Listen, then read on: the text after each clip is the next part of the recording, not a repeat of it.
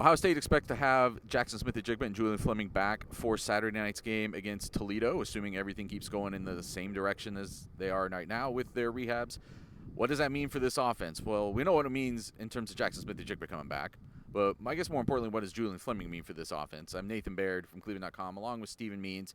And Stephen, C.J. Stroud was talking about Fleming today. Everybody knows he's got wheels, that he's a deep threat, but that there could be more to him. And Ryan Day was even talking today that as good as they are at receiver, they just had a huge game from Marvin Harrison Jr. Emeka Egbuka is playing really well.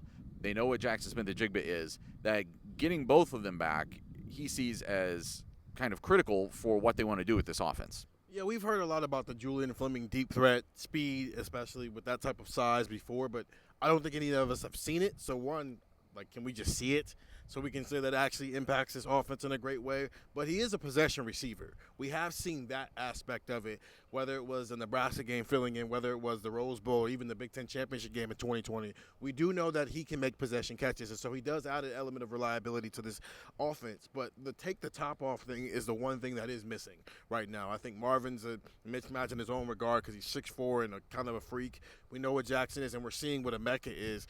If Julian truly is that Z receiver that we saw Chris Olave be for much of the last 4 years, then that does add an element and, quite frankly, opens up the passing game underneath for Jaxon Smith-Njigba. When you see Julian Fleming standing around, it's impressive.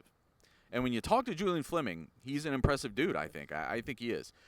When you watch him play football, we haven't had the chance to see impressive stuff happen.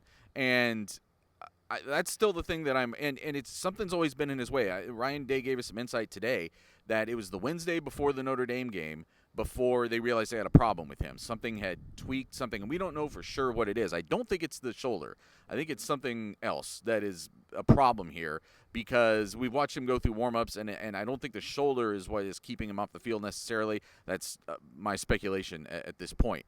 But I asked today the guy who has been playing and has been impressing, Emeka Egbuka, so what do you do with him now? Is he the starter now? Does he deserve to be starting for this team? And Ryan Day's answer was that, again, up until that Wednesday, they thought they were rolling everybody in, and then not only do they lose Fleming, they also lose Jaxon Smith-Njigba 2 quarters into the Notre Dame game, and now he said it's a bit of a panic mode or something like that. So I think they're both going to play. I think it's just going to be interesting as they both are back and both are playing. Does Jaxon Smith-Njigba step up and do some of the things that we've seen Emeka Egbuka do to now have established himself as a real part of this offense? Yeah, I think the next couple of weeks, if they're back, are going to look really interesting looking at the snap counts. We've talked about it all offseason, the Emeka Egbuka, Julian Fleming conundrum.